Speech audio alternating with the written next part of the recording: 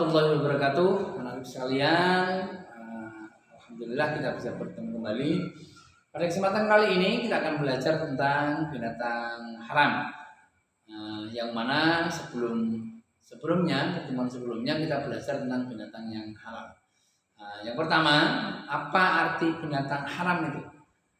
Yaitu semua jenis binatang yang tidak boleh dikonsumsi oleh umat Islam, atau jenis binatang halal, akan tapi cara memperolehnya atau cara menyembelihnya tidak sesuai dengan tuntunan agama. Adapun jenis-jenis binatang haram, yang pertama haram dimakan karena binatangnya sendiri atau haram karena zatnya. Kemudian yang kedua, haram dimakan karena faktor dari luar, haram li ghairi atau haram li sababi. Yang pertama, haram karena zatnya.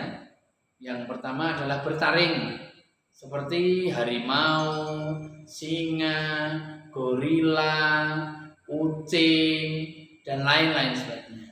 Kemudian burung berkuku tajam, elang, burung hantu, yang mana kukunya itu digunakan untuk membunuh mangsanya. Dan selanjutnya yaitu binatang yang diperintahkan untuk dibunuh, contoh ular, tikus. Kemudian binatang yang dilarang untuk dibunuh, contoh semut, lebah, itu juga dilarang untuk dibunuh, akhirnya tidak boleh dikonsumsi.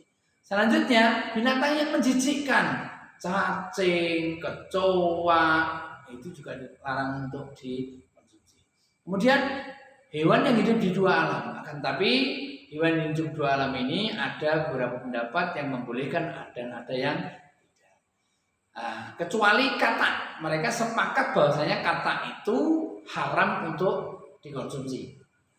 Selanjutnya binatang yang lahir dari perkawinan dengan binatang haram, yaitu keledai dengan kuda. Karena keledai hukumnya haram untuk dikonsumsi, jadi hasil perkawinan dari binatang haram dengan binatang halal hukumnya adalah haram untuk dikonsumsi. Selanjutnya haram karena faktor dari luar atau haram li ghairi atau haram karena sebab atau sababi. Yang pertama, binatang ini halal, akan tetapi hasil dari mencuri itu menjadi haram.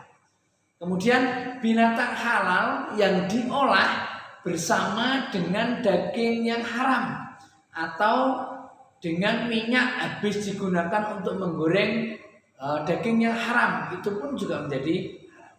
Kemudian penyembelihan bukan atas nama Allah. Kemudian binatang yang halal yang sudah jadi bangkai, seperti binatang yang tertabrak sepeda atau tertabrak mobil dan binatang itu mati sebelum sempat disembelih, maka binatang itu menjadi haram. Kemudian binatang yang diterkam binatang buas, itu pun menjadi haram jika binatang itu sudah mati. Anak sekalian, selanjutnya kita diperintahkan untuk menghindari binatang haram. Yaitu yang pertama, kita harus selektif terhadap daging yang akan kita konsumsi. Kita harus waspada makanan yang bersumber dari binatang haram. Kemudian mencari informasi tentang makanan yang bersumber dari binatang yang diharamkan, baik dari surat kabar ataupun dari internet. Kemudian mempelajari dan memahami Al-Quran dan hadis dengan baik, agar kita mengetahui bagaimana cara kita menghindari binatang yang haram ini. Selanjutnya, meyakini dan memahami bahwa binatang yang haram tidak bermanfaat bagi tubuh kita, dan juga meyakini bahwa binatang haram akan membawa madarat bagi tubuh kita. Selanjutnya, menyadari bahwa binatang yang diharamkan bukan untuk dimakan, akan tetapi dimanfaatkan untuk yang lainnya. Selanjutnya, kita bergaul dengan orang yang soleh agar kita tidak salah mengonsumsi binatang yang memang diharamkan oleh Allah SWT. Kemudian tidak menggunakan obat yang berasal dari binatang haram.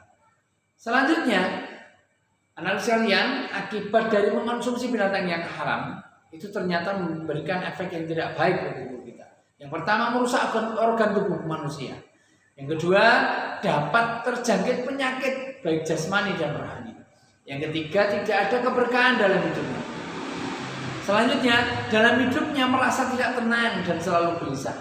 Kemudian susah menerima ilmu kebenaran, akan mendapatkan azab dari Allah. Kemudian dapat mendorong untuk melakukan perbuatan yang dilarang oleh agama.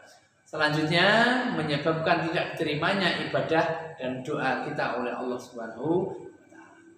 Sedangkan hikmahnya menghindari mengkonsumsi binatang haram, yaitu diharamkannya babi ternyata mengandung cacing pita yang bisa merusak tubuh manusia. Selanjutnya diharamkan bangkai karena kemungkinan bangkai ini mengandung bakteri yang merusak dan membahayakan, meracuni tubuh manusia. Selanjutnya diharamkannya binatang yang kotor dan menjijikkan karena bisa mengotori tubuh manusia dan menjadi racun yang membahayakan, mengganggu pertumbuhan jasmani dan rohani. Selanjutnya diharamkan binatang yang tidak disembelih karena itu adalah perbuatan yang menyiksa binatang. Selanjutnya hikmahnya adalah binatang sisa yang dimakan binatang buas, jika kita makan, jika kita konsumsi akan merendahkan manusia karena manusia memakan sisa dari binatang buas tadi. Jadi hikmah diharamkannya binatang haram, makan binatang yang haram oleh Allah Subhanahu wa taala merupakan bentuk kasih sayang Allah kepada manusia. Anak-anak sekalian, alhamdulillah demikianlah materi binatang yang haram ini agar kita mengetahui dan kita menjauhi binatang yang haram itu. Karena ternyata jika kita mengonsumsi binatang yang haram, itu akan menyebabkan tubuh kita ini rusak dan berakibat yang tidak baik bagi tubuh kita. Demikian bisa saya sampaikan, kurang lebihnya mohon maaf. Assalamualaikum warahmatullahi wabarakatuh.